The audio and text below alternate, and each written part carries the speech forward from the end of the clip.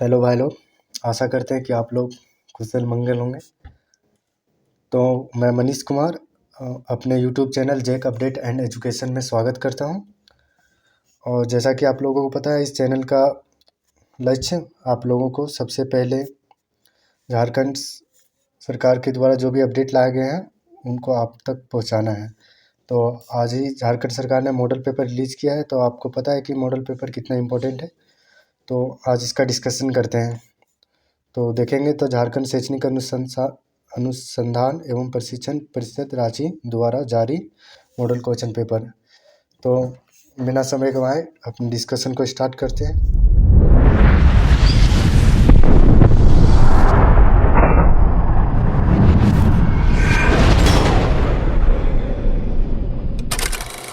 तो हमारा पहला सवाल है, क्या कहते हैं, यह सेट इज कॉल्ड या फाइनाइट सेट। यह set is called finite set if. Finite set किसे कहते हैं? फाइनाइट सेट किसे कहते हैं? जिसमें नंबर ऑफ एलिमेंट लिमिटेड हो। मतलब फाइनाइट मतलब जिसे हम गिन सकते हैं उसे फाइनाइट सेट कहते हैं। तो इसका आंसर हो जाएगा it's contents infinite number of elements. नहीं, इनफाइनाइट मतलब असंख्य नहीं होगा। इट कंटेंट्स नो एलिमेंट, नहीं ये भी गलत है। It content finite number of element. C option is the right answer. ठीक है। और नेक्स्ट क्वेश्चन की बात करें तो नेक्स्ट क्वेश्चन कहता है कि the union of two set A and B consist of element which are common in both A and B, either in A or in B, neither in A or nor in B, none of this. यहाँ पे देखो question का की concept है, union के बारे में बात किया गया है। किसके बारे में बात किया गया है? यूनियन के बारे में। तो यूनियन का मतलब होता है कॉमन। ठीक है। तो कॉमन पार्ट मतलब कॉमन नहीं, जो दोनों में ही हो, या तो ए में हो या तो बी हो। ऐसे वेन डायग्राम से समझे तो फिर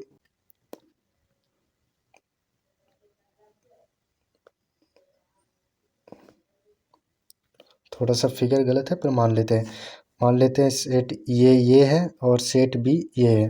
तो यूनियन का मतलब होता है जो कि दोनों में हो, मतलब ये दोनों पार्ट। ठीक है। तो इसका आंसर क्या हो जाएगा? Either in A or in B, या तो ए में हो या तो बी में हो। तो इसका आंसर बी नंबर होगा राइट आंसर। आप अपना आंसर मिलाते चल सकते हैं, देख सकते हैं कि मेरा कितना सही हुआ है लास्ट में। तो नेक्स्ट सवाल हमारा क्या कहते हैं, तीसरा सवाल है, if A is 3x plus 5, x belong to natural number and x is less than equal to 6, then roster form of set A। roster form क्या होता है? सेट बिल्डर फॉर्म में हमें क्वेश्चन दिया हुआ है जिसमें से ए सेट कैसा है, ये रहा हमारा सेट, ये दिया हुआ है ना, दिख रहा हो। रोस्टर फॉर्म में मतलब सेट बिल्डर फॉर्म में दिया हुआ है, इसे हमको रोस्टर फॉर्म में लिखना है। एक्स एक नेचुरल नंबर है और लेस देन इक्वल टू 6 है। तो हम लोग एक्स का वैल्यू पुट करते जाएंगे। तो एक्स का वैल्यू अगर हम 1 रखेंगे तो हमारा नेक्स्ट क्वेश्चन है, या wheel make 180 revolution in 1 minute, how many radians does it turn in 1 second. 3 + 5 8 होगा अगर हम 1 रखेंगे तो। ठीक है। उसके बाद अगर हम 2 रखेंगे तो कितना होगा? 3 × 2 + 5, 3 दूनी 6, 6 और 5, 6 5 11। देखते हैं ऑप्शन मिला कितना है क्या, 8 11। चलो फिर आगे देखते हैं, 3 रखते हैं। 3 × 3 + 5 + 5, 3 3 जा 9 और 9 और 5 15 14 14 14। तो बी आंसर, बी ऑप्शन नहीं होगा, बी में 17 है तो 14 इज द, फिर कैन नॉट बी एक्सप्रेस, ये तो नहीं होगा। कैन नॉट बी एक्सप्रेस ऐसा कुछ नहीं होता, एक्सप्रेस तो कर ही सकते हैं। तो ये answer is the correct answer. ये answer is the correct answer of this question. आगे हम लिख सकते हैं पर देख सकते हैं, एक बार वेरीफाई कर लेते हैं। तो 4 डालेंगे, 4 × 3 = 12 और 5 17 सही है। 5 × 3 = 15 और 5 20 सही है। 6 6 12 18 18 और 5 23 सही है। आंसर ये होगा। हम पूरा ऑप्शन चेक कर सकते हैं। तो हमारा नेक्स्ट क्वेश्चन क्या है, which of the following is a null set. Null set किस में कहते हैं? नल सेट किसे कहते हैं? जिसमें नंबर ऑफ एलिमेंट, कोई एलिमेंट ना हो। ठीक है। कोई भी एलिमेंट ना हो, मतलब 5। ठीक है, तो देखते हैं इसमें तो सेट ए में तो एक एलिमेंट है 0, इसमें कंफ्यूज नहीं होना है। नल सेट में ऐसा एलिमेंट जिसमें कोई भी एलिमेंट नहीं होता है, तो ये आंसर नहीं होगा। ये तो कंफ्यूज करने के लिए दिया गया है, जिसमें देखा 0 लिखा गया है, ये कंफ्यूज करने के लिए हमें लिखा गया है। ठीक है, अब बात करें ऑप्शन बी की, तो ऑप्शन बी क्या कहता है, एक्स इज़ ग्रेटर दैन 0 और x is less than 0। X 0 से बड़ा भी है और 0 से छोटा भी है, तो या तो फिर एक्स इज़ ग्रेटर दैन 0 और एक्स इज़ लेस देन 0। तो ये तो नल सेट नहीं है, क्योंकि इसका अगर हम डायग्राम बनाए तो देख लेते हैं, इससे देख लेते हैं, एक बार नंबर लाइन में देख लेते हैं। ये रहा नंबर लाइन सिस्टम, ये रहा 0। तो एक्स क्या है, या तो एक्स 0 से बड़ा है, पॉजिटिव डायरेक्शन में मान लेते हैं, और या तो एक्स 0 से छोटा है। तो यहाँ पे यूनियन की बात की गई, नेगेटिव डायरेक्शन, या तो एक्स 0 से बड़ा है या तो 0 से छोटा है। तो इसमें नल सेट है क्या, इसमें बहुत सारे एलिमेंट है, इनफाइनाइट, तो ये तो नहीं होगा। फिर बात करते हैं, तो यहाँ पे लिखा गया है या तो एक्स स्क्वायर इक्वल टू 4, या एक्स इक्वल टू 4, या तो एक्स स्क्वायर इक्वल टू 3। तो ये भी आंसर नहीं होगा, सी भी नहीं होगा, ए भी नहीं होगा, और बी भी नहीं होगा। तो आंसर डी होना चाहिए। देख लेते हैं ये कैसे होगा। ठीक है, तो डी और क्वेश्चन में क्या बोलता है, डी को क्वेश्चन क्या बोलता है, मतलब ऑप्शन क्या बोलता है,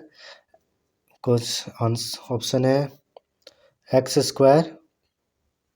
स्क्वायर प्लस 1 इक्वल टू 0, जहाँ की एक्स रियल नंबर है।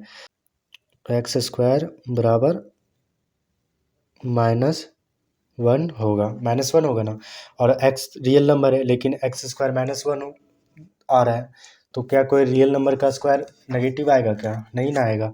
ये तो एक कॉम्प्लेक्स नंबर में चल जाएगा, मतलब ये इसका एक्स का एक भी वैल्यू ऐसा नहीं है, तो D answer is the correct answer. ऐसा कोई वैल्यू एक्स का नहीं है जिसके लिए ऐसा पॉसिबल होगा। अब बात करें नेक्स्ट क्वेश्चन की, तो क्वेश्चन नंबर 5 है, if A is a set of -1, 1, then the number of element is A cross A cross A. अब आपको हम बता दें, नंबर ऑफ एलिमेंट, इससे आप याद कर सकते हैं, नंबर ऑफ एलिमेंट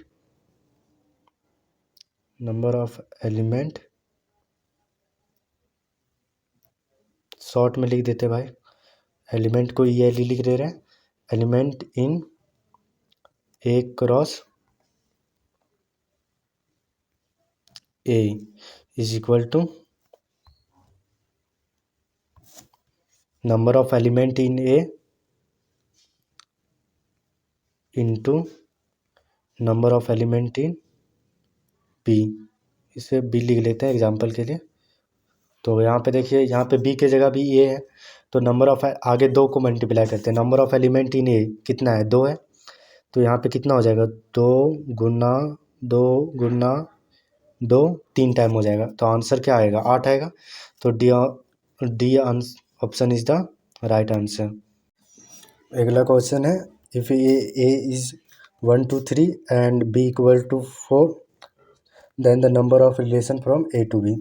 तो हम लोग क्या जानते हैं, हम लोग जानते हैं कि number of relation is equal to number of subset of A cross B. तो देखेंगे, तो ए में कितना एलिमेंट है, 3 एलिमेंट, और बी में 4 है, मतलब बी में 1 एलिमेंट है। तो number of element in A cross B कितना हो जाएगा, 3 इंटू 1 इक्वल टू 3, और इसका नंबर ऑफ सबसेट का हो जाएगा 2 टू द पावर 3। तो 2 टू द पावर 3 किसमें है, सी नंबर, तो C number is the right answer. ठीक है, तो आगे बढ़ते हैं। 1 मिनट में 180 रेवोल्यूशन 180 रेवोल्यूशन मतलब 180 बार वो घूम जाता है। ठीक है, तो 1 मिनट में 180 बार घूम जाता है, तो क्वेश्चन क्या पूछा है, 1 सेकेंड में कितना बार घूमेगा। तो 180 बार घूम जाता है, इसका मतलब क्या है, 180 बार घूम जाता है, मतलब 180 टाइम्स 2 पाई 180 इंटू 2 पाई, यही ना होगा, टोटल डिग्री यही घुमा है। एक रेवोल्यूशन में 2 पाई डिग्री होगा, तो 180 बार घुमा मतलब 180 इंटू 2 पाई। और 1 मिनट में कितने सेकंड होते हैं? 60 सेकंड होते हैं। ठीक है, तो 1 सेकंड में कितना घुमा? 180 अपॉन 2 पाई इंट अपॉन 60, यही हुआ ना। तो 6 × 6 = 18, 3 3 दूनी 6, 6 पाई। तो 6 पाई किस में है? सी नंबर में, तो C number is the right answer. अब आगे बढ़ते हैं, क्या लिखा हुआ है? cos of 75 degree equal to, तो हम आपको बता दें, इसको याद करना ज़्यादा आसानी होगा। cos ऑफ 75 डिग्री क्या होगा? Equal to sine of 15 degree. ये हो जाएगा √3 - 1/2 √2। B number is the right answer. हम अगला वीडियो में tan ट्रिग्नोमेट्री का वीडियो बनाने वाले हैं, उसमें हम बता देंगे कौन कौन सा एंगल इंपॉर्टेंट है एग्जाम के पॉइंट ऑफ व्यू से। तो अभी के लिए याद रख सकते हैं, ठीक है। बी नंबर आंसर होगा। तो क्वेश्चन नंबर 10 क्या कहता है? If cos A = 4/5 and cos B = 12/13 where A and B both lie in quadrant 4 then cos A plus B = यहाँ पे हम लोग ट्रिगोमेट्री का वो फॉर्मूला यूज़ कर सकते हैं, cos A plus cos B। तो cos A plus cos B क्या होता है? यहाँ पे लिखते हैं, थोड़ा सा रुक जाओ। cos A plus B = cos A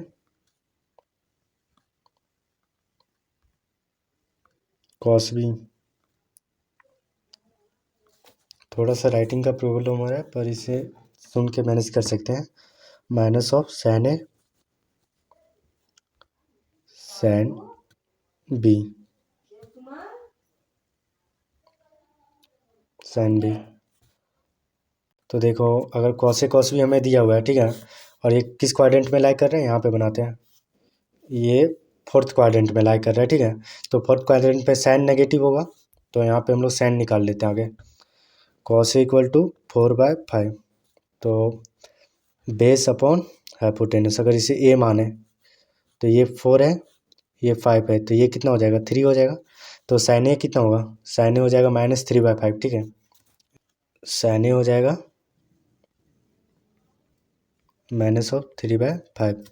इसी तरह साइन बी हो जाएगा, निकाल के देख सकते हैं आप लोग, हमने कैलकुलेट कर लिया, ठीक है। 12/13 है, ठीक है।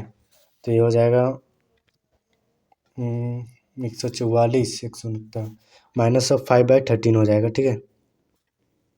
-5/13 हो जाएगा। तो यहाँ पे पुट करते हैं वैल्यू, ठीक है। पहला क्या है? cos A बराबर 4/5। एक बार यहाँ पे लिखते हैं, जगह कम है। 4/5 इंटू 12/13 माइनस ऑफ कितना था? 3/5 इंटू माइनस ऑफ 5/13, ठीक है, यही था ना। वो मिला लेते हैं फिर से, -5/13 -3/5। चलिए ठीक है, इसको गुना करते हैं एक बार। 12 चक 48, ठीक है, इंटू 13 इंटू 5 माइनस कितना हो जाएगा? यहाँ पे 3 था, 5 दिया 15, 15/15, 13 इंटू 5। अब 48 में 15 जाएगा, ठीक है, 48 में 15 जाएगा, कितना बचेगा? 3, ऊपर में 3 बचेगा 33, और 13 5 जा 65, ठीक है। तो 33/65 किस में आंसर है? देख लेते हैं 33/65 कहाँ पे है। A number is the right answer, ठीक है। और बता देते हैं, पीडीएफ के लिए आप लोग, हम लोग का व्हाट्सअप चैनल है, उसको ज्वाइन कर सकते हैं, ठीक है। पीडीएफ वहीं पे प्रोवाइड कर देंगे, नहीं तो फिर यहीं पे कम्युनिटी पे पोस्ट कर देंगे यूट्यूब का, आप वहाँ से भी देख सकते हैं। अब बात करते हैं, नेक्स्ट क्वेश्चन है 1 + 2 आयोटा लाइज इन, किस क्वाड्रेंट में लाई करेगा वो हमको पूछा है, ठीक है। तो इसको देख लेते हैं एक बार। इसको एक बार, क्वेश्चन क्या था, 1 + 2 आयोटा 1 + 2 आयोटा अपॉन 1 माइनस, अरे 1 माइनस आयोटा। ठीक है, तो इसको थोड़ा सा अच्छा से लिख लेते हैं। ठीक है, 1 माइनस आयोटा, इसको क्या करेंगे, ऊपर नीचे से 1 + आयोटा से गुणा करेंगे सॉल्व करने के लिए, ताकि ये जनरल फॉर्म में आ जाए 1 + आयोटा। ठीक है, तो ऊपर में क्या हो जाएगा, 1 + 2 आयोटा इंटू 1 + आयोटा हो जाएगा, और नीचे में क्या होगा, 1² माइनस ऑफ आयोटा का स्क्वायर इक्वल टू, आयोटा का स्क्वायर क्या होगा, -1, तो माइनस इंटू -1 हो जाएगा। ठीक है, अब इसके आगे देखते हैं, 1 से क्या होगा, 1 से 1 गुना होगा, तो 1 + आयोटा इंटू +2 आयोटा प्लस आता है आयोटा, आयोटा स्क्वायर माइनस हो जाएगा, तो -2 आएगा। ठीक है, अपॉन नीचे में 2 आएगा, तो देखेंगे तो फिर -1 + 3 आयोटा अपॉन 2 आएगा। तो इसको हम क्लियरली देख सकते हैं, ये तो नेगेटिव है, इसको देखते हैं, ये तो नेगेटिव है ना भाई, तो ये, और ये पॉजिटिव है। ठीक है, तो ये किस क्वाड्रेंट में होता है, थर्ड क्वाड्रेंट में होता है ना, जिसमें एक्स नेगेटिव होता है, वाई पॉजिटिव होता है।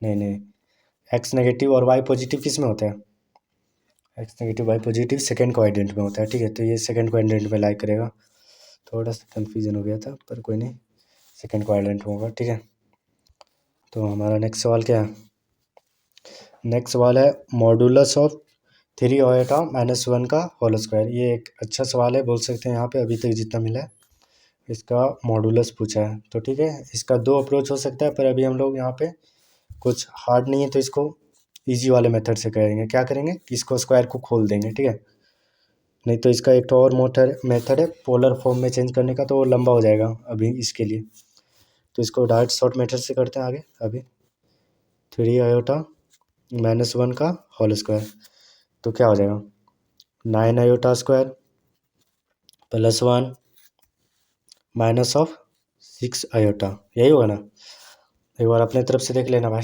ठीक है, मेरे हिसाब से तो यही होगा। ठीक है, 9 आयोटा स्क्वायर माइनस होगा, तो -9 +1 -6 आयोटा। ठीक है, ये क्या हो जाएगा, -8 -6 आयोटा। अब मॉडुलस पूछा है, अगर हम जेड बराबर पूछें, इसको मिटा लेते हैं, ऊपर वाले को कोई काम नहीं है। ठीक है, यहीं पे लिखते हैं ऊपर। ठीक है, तो हमारा आंसर क्या आया, जेड बराबर -8 -6 आयोटा आया। ठीक है ना, तो मॉडुलस ऑफ जेड पूछा है, तो मॉडुलस ऑफ जेड क्या हो जाएगा, √8 का स्क्वायर प्लस 6 का स्क्वायर, यही होगा ना, तो इसको आप मिटा देते हैं, 8 का स्क्वायर प्लस 6 का स्क्वायर। ठीक है, तो 8 का स्क्वायर कितना होगा, 64 + 36, ये हो जाएगा 100, और 100 का √10 आएगा। चलो ठीक है, अब आगे बढ़ते हैं, तो इसका आंसर कितना हो जाएगा, 10 किस में है? शायद डी नंबर में, तो D number is the right answer. चलिए आगे बढ़ते हैं, नेक्स्ट क्वेश्चन कहता है X is natural number then the solution of 30x is less than 24 is. तो इसमें हमको क्या पूछा है, एक्स का वो क्या क्या वैल्यू होगा, एक्स का एक बार देख लेते हैं, एक्स का क्या क्या वैल्यू होगा, एक्स का क्या क्या वैल्यू होगा ताकि ये 24 से छोटा हो, then the solution of 30x is less than 24 is. If x is a natural number, then the solution of 30x is less than 24 is। यहाँ पे कोई तो नेचुरल नंबर नहीं आ रहा है, क्वेश्चन क्या कर रहा है, शायद गलत है लगता है। क्या बोल रहा है, if x is a natural number then the solution of 30x is less than 24 is।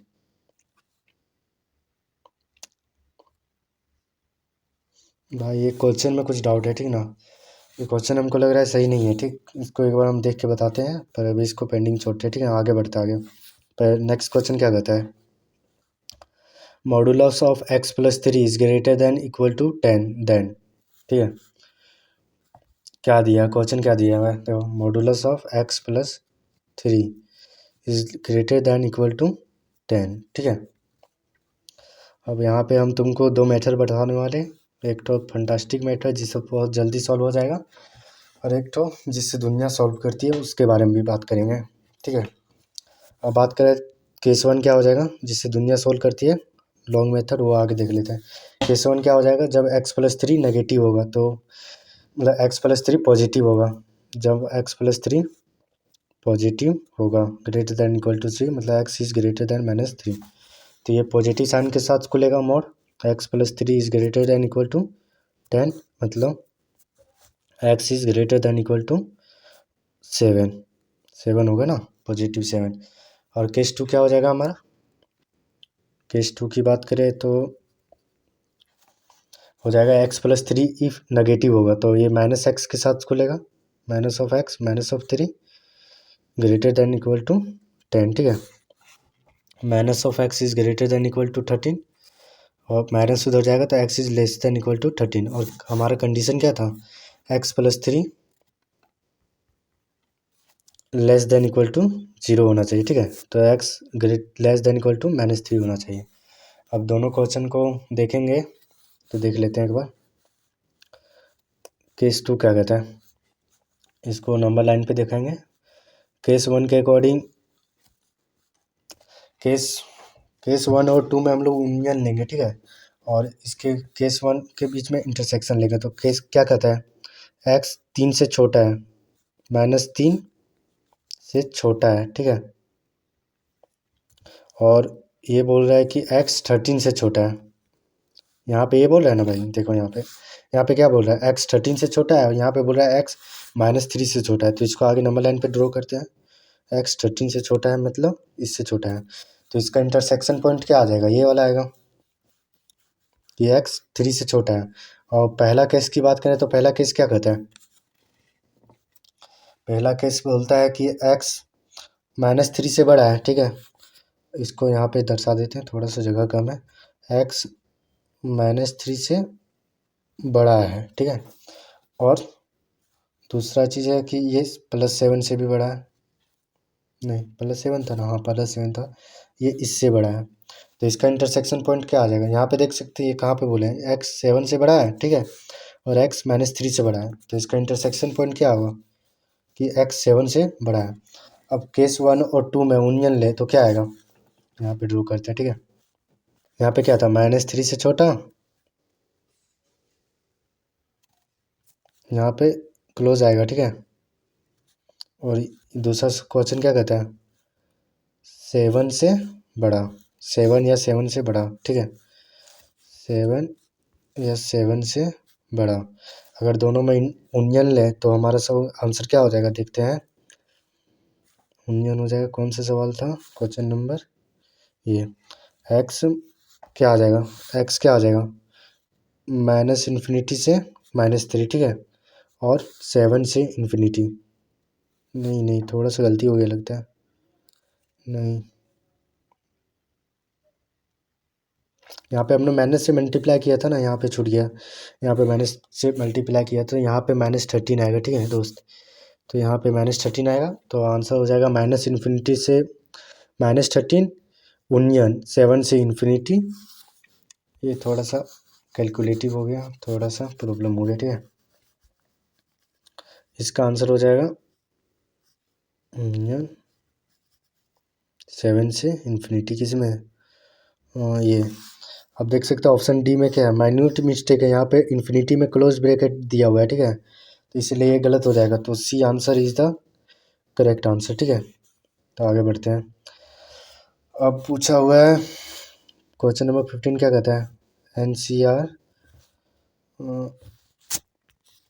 N C R plus N C R plus N C R plus one equal to N plus one C x.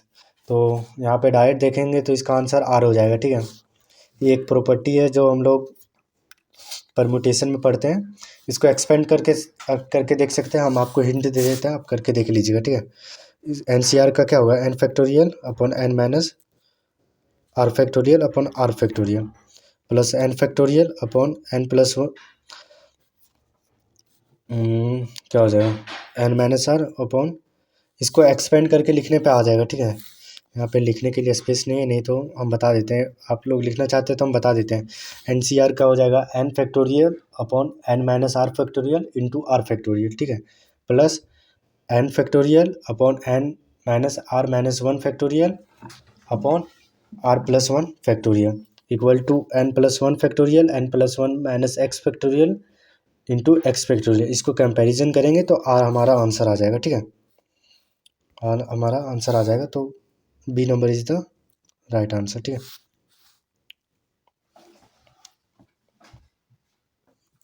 अब आगे बढ़े हैं तो फिर हमारा next सवाल क्या है, in how many ways can four book different book be arranged on a self. तो इसका क्या हो जाएगा, फोर बुक को कैसे अरेंज करते हैं, फोर फैक्टोरियल से।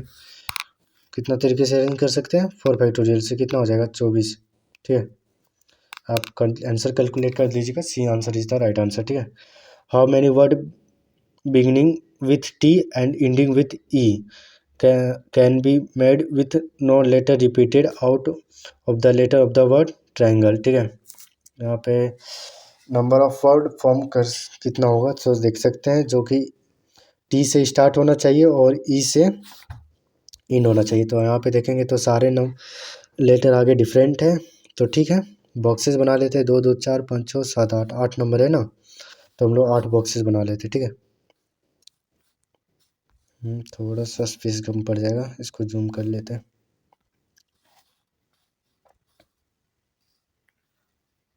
एक, दो, तीन, चार, पाँच, छः, 2 2 4 5 7, एक ठो और का जरूरत पड़ेगा, ये रहा 8, ठीक है। क्या बोला है, ये स्टार्ट होना चाहिए टी से और एंड होना चाहिए ई से। तो हम लोग 2 लेटर को फिक्स कर देते हैं, यहाँ पे टी होगा और यहाँ पे ई होगा, बाकी बीच वाले को अरेंज कर देते। तो कितना बचा, कितने पोजीशन बन गए, 2 2 4 5 6, 2 2 4 5 6, 6 पोजीशन बचे ना। तो 6, और यहाँ पे क्या लिखा है, रिपीटेड नहीं है, कहाँ पे है, repeated out, no letter repeat out, ठीक है। कोई भी लेटर रिपीट नहीं हुआ है, तो यहाँ पे 6 लेटर को कितने तरीके से अरेंज कर सकता है, अगर रिपीट नहीं हुआ है तो 6 फैक्टोरियल तरीके से, कितने तरीके से, 6 फैक्टोरियल तरीके से। इसका आंसर हो जाएगा 720, ठीक है। कैलकुलेट कर लेना आप, ठीक है। इसको अब मिटा देते हैं।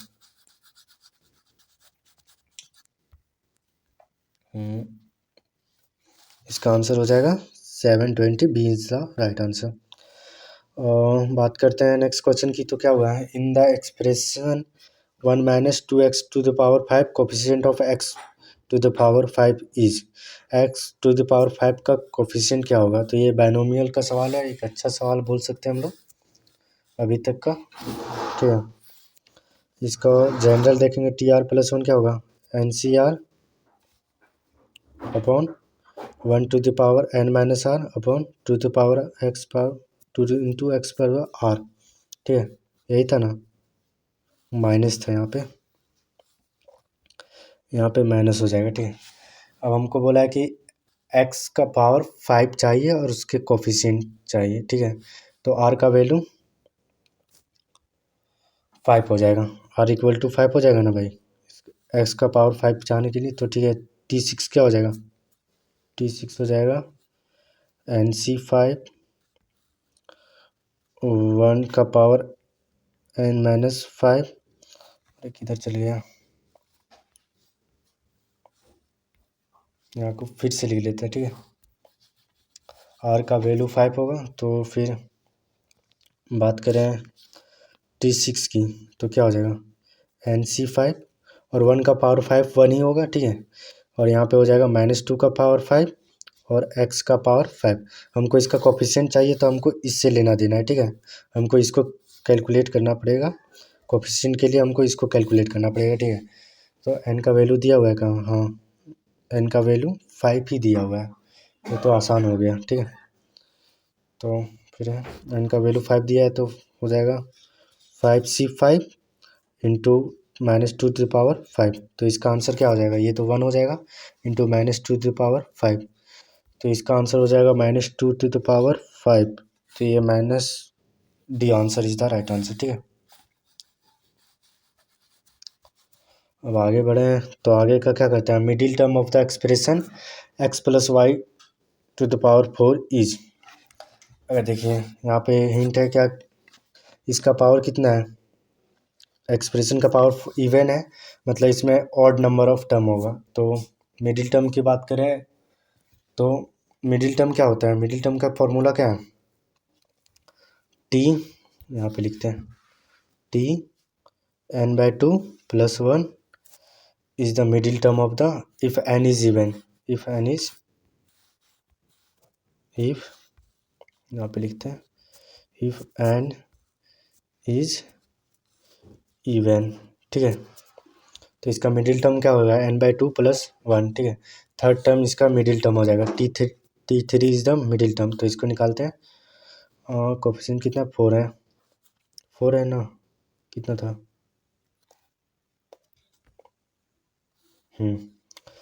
तो 4C2 into x⁴ 2 into y⁴2। तो 4C2 का वैल्यू कितना हो जाएगा? 6 इंटू x² इंटू y², ठीक है। तो इसका आंसर हो जाएगा सी ऑप्शन। सी ऑप्शन सही आंसर होगा, ठीक है।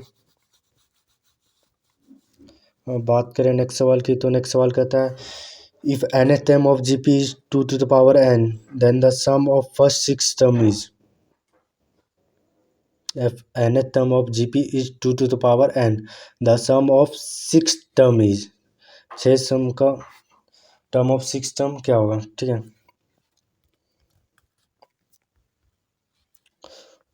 a into n⁻r−1 upon r⁻n/n−r−1। तो यहाँ पे किधर गया? r-1, ठीक है।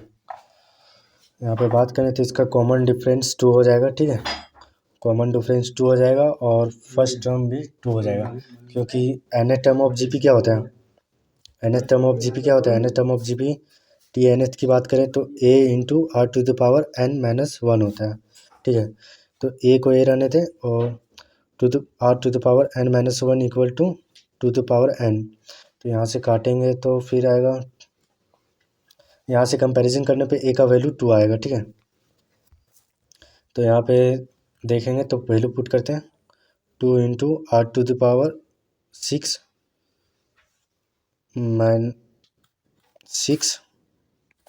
माइनस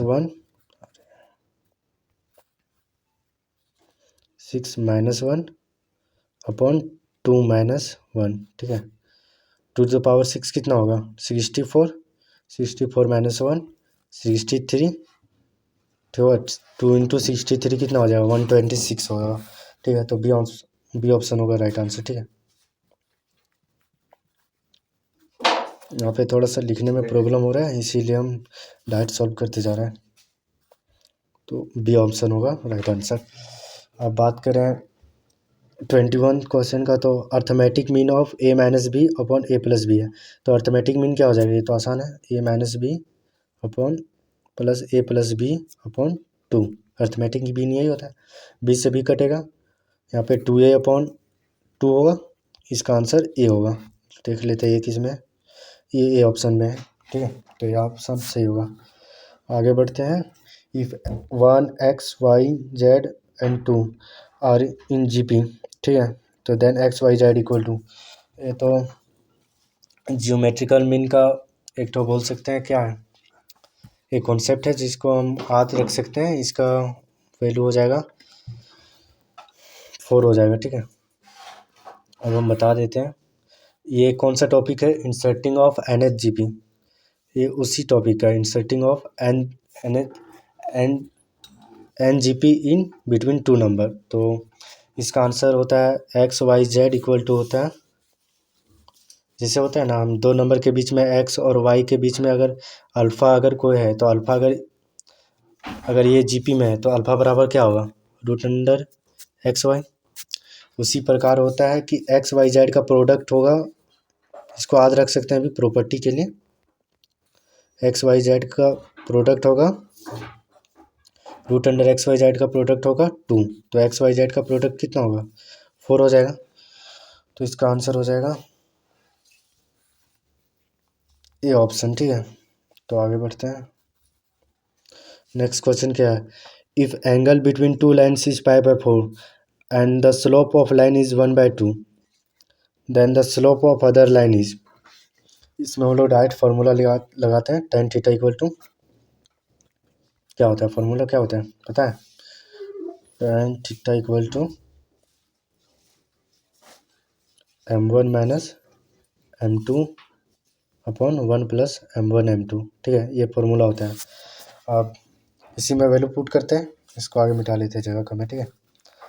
tan π/4 है, tan π/4 कितना हो जाएगा, 1 हो जाएगा, और m1 कितना है, 1/2 है, माइनस m अपॉन 1 प्लस 1/2, यही होगा ना m।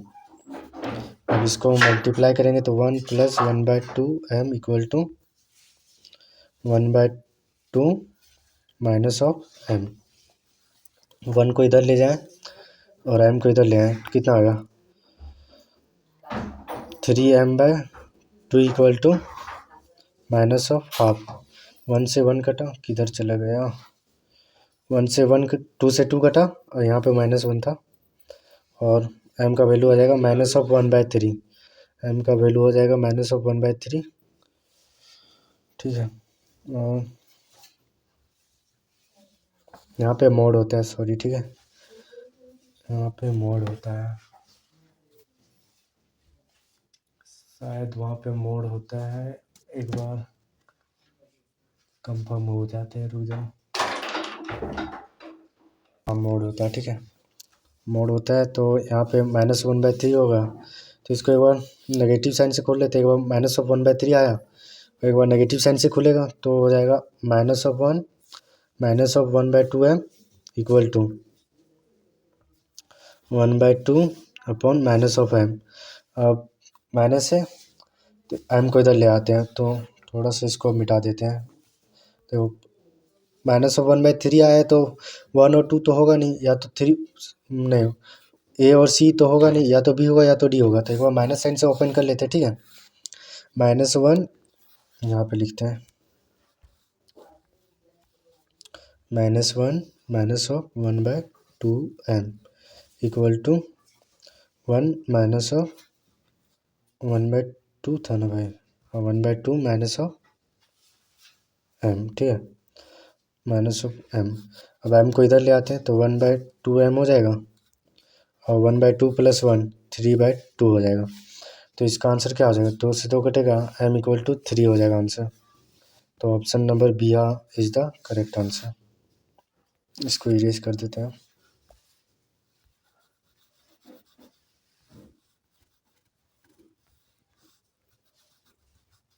अब नेक्स्ट क्वेश्चन की ओर बढ़ते हैं। तो नेक्स्ट क्वेश्चन क्या कहता है, 24th क्वेश्चन है, या line passing through the point 0,5 and inclination with x axis is 30 degree, the equation of line is. P से पास करता है और एक्स एक्सिस से इंक्लिनेशन है 30 डिग्री। इसका अगर हम फिगर बनाएं 0,5, ठीक है, डी आंसर हो जाएगा इसका आंसर, ठीक है। कितने क्वेश्चन बचे हैं, 4 क्वेश्चन बचे हैं, ठीक है। आगे बढ़ते हैं। दिया हुआ है y equal to cos, differentiation से अच्छा खासा सवाल दिया हुआ है, देख लेते हैं। y बराबर root cos into root x दिया हुआ है, ठीक है। तो dy/dx की बात करें तो क्या हो जाएगा, minus of sine x into chain rule लगेगा, differentiation of root under x, ठीक है, अपॉन dx। यहाँ पे बात करें तो minus of sine into root x है, और यहाँ पे बात करें एक्स टू द पावर 1/2 है, तो 1/2 माइनस 1 कितना हो जाएगा, यहाँ पे आगे 1/2 सामने आएगा और x to the power 1 minus of 1/2 हो जाएगा। ठीक है, तो क्या होगा, -1/2 into sine root under x upon क्या हो जाएगा, रूट अंडर एक्स। तो इसका आंसर हो जाएगा ए नंबर। थोड़ा सा अगला बार साइन में मिस्टेक हो गया था, पर अब सही है, इसको रहने देते हैं, कोई दिक्कत नहीं। अब बात करें 37 नंबर की, the range of data is. आगे बढ़ते हैं, हमारा नेक्स्ट सवाल क्या कहता है वो देखते हैं। नेक्स्ट सवाल है 37 नंबर का, ये क्या कहता है, the range of the data 9, 8, 12, 18, 25, 36 and 72 is.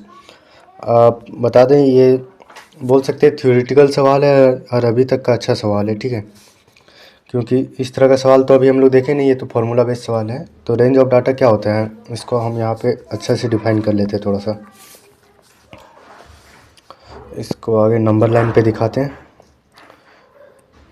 ये रहा हमारा, फिर से ड्रॉ कर लेते हैं, ये रहा नंबर लाइन। ठीक है, रेंज ऑफ डाटा क्या होता है, मैक्सिमम, यहाँ पे आगे फॉर्मूला लिख देते हैं। ठीक है, रेंज ऑफ डाटा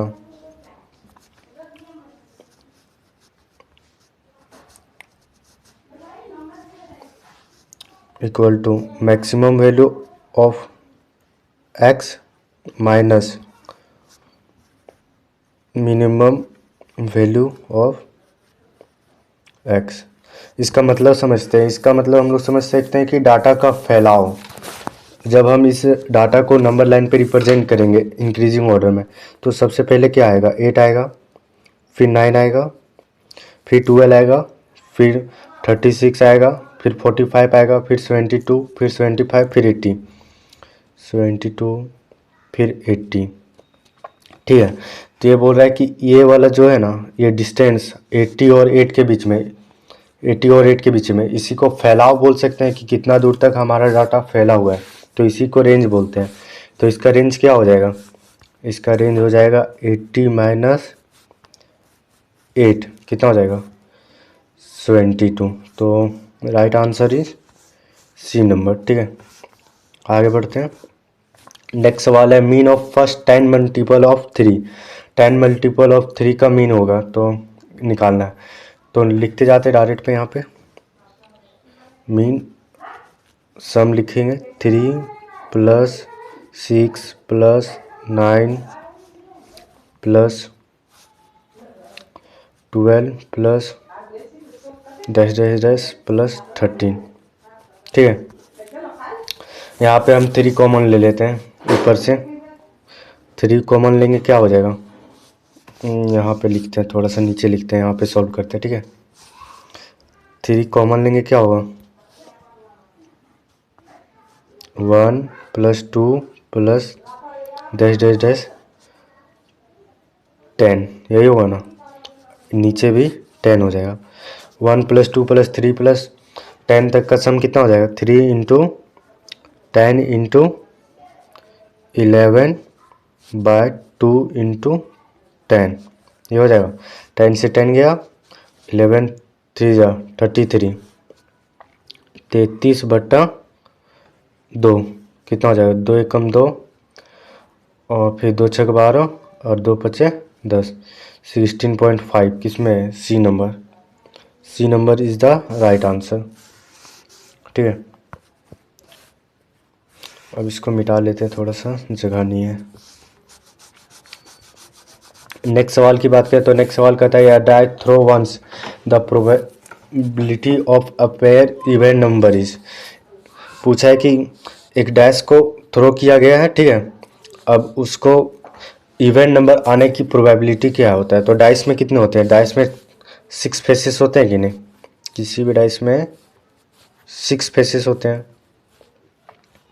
जिसमें से एक साइड 1 होता है, फिर मतलब 3 ठो इवन नंबर होते हैं और 3 ठो ऑड नंबर होते हैं। ठीक है, 3 ठो ऑड नंबर होते हैं। इवन नंबर क्या होते हैं, 2 होता है, 4 होता है और 6 होता है, और ऑड नंबर होता है 1 3 5, यही होता है ना। तो टोटल नंबर ऑफ तो फिर यहाँ पे लिखते हैं, रुक जाओ। प्रोबेबिलिटी क्या होगा?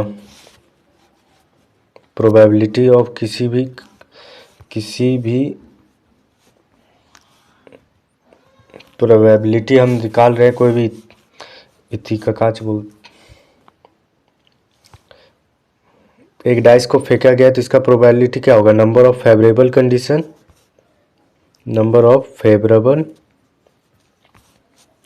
Condition upon total number of sample space, total number of sample space. ठीक है, तो नंबर ऑफ फेवरेबल कंडीशन कितना हो जाएगा? फेवरेबल कंडीशन हो जाएगा 3, या तो 2 आए, या तो 4 आए, या तो 6 आए, तो तीनों ही कंडीशन में वो इवेंट नंबर होगा, तो नंबर ऑफ फेवरेबल कंडीशन 3 हो जाएगा। और total number of sample space क्या होगा? 6 होगा, क्योंकि या तो 1 भी आ सकता है, 2 भी आ सकता है, 3 भी आ सकता है।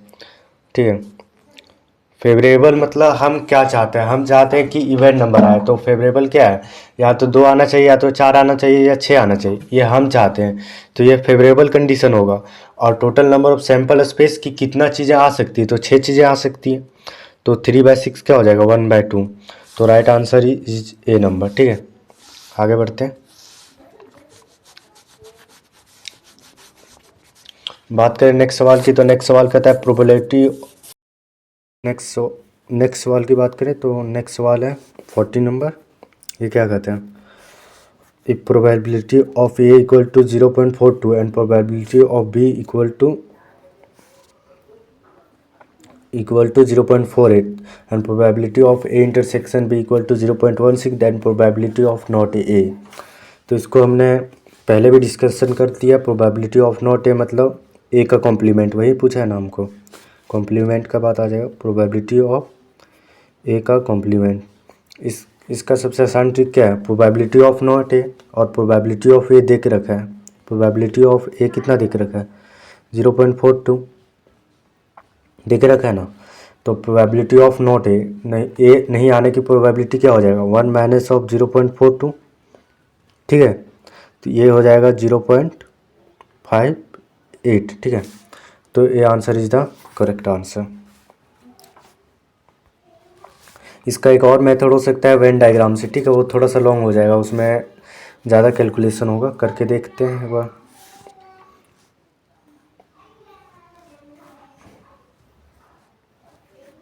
यहाँ प्रोबेबिलिटी ऑफ सिर्फ ए कितना हो जाएगा? 0.42 में 16 जाएगा तो 456। ठीक है, और 456 3 में 1 जाएगा 2, 0.26 0.16, और यहाँ पे हो जाएगा 48 में 16 जाएगा 32। ठीक है, और ये बाहर का प्रोबेबिलिटी कितना हो जाएगा?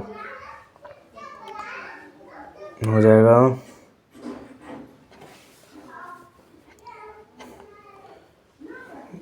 6 7 8 6 6 12 13 6 2 4 3 में 1 3 1 4 5 6 7 0.74 आएगा। ए यूनियन बी निकालें, इसको 1 से माइनस करेंगे तब ना यूनिवर्सल सेट का आएगा।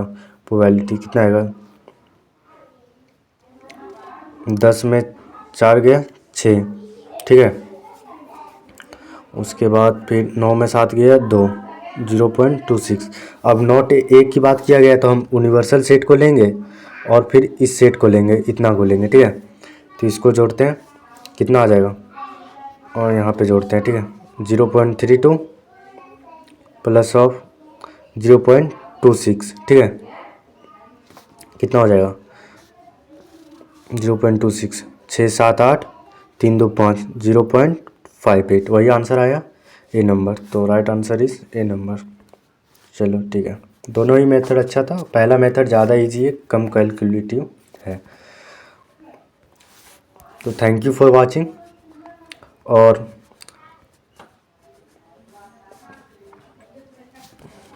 Thank you for watching. और वीडियो पसंद आया हो तो लाइक सब्सक्राइब और शेयर ज़रूर करें। और भी डिफरेंट सब्जेक्ट के वीडियो रिकॉर्ड हो रहा है, वो भी हम लोग सेंड करने वाले हैं जल्दी। और ये बहुत ही इम्पोर्टेंट है आप लोगों को भी पता होगा, क्योंकि ये गवर्नमेंट द्वारा रिलीज़ किया जाता है मॉडल पेपर, और इससे एग्ज़ाम में क्वेश्चन आने की प्रोबेबिलिटी ज़्यादा होती है। Thank you.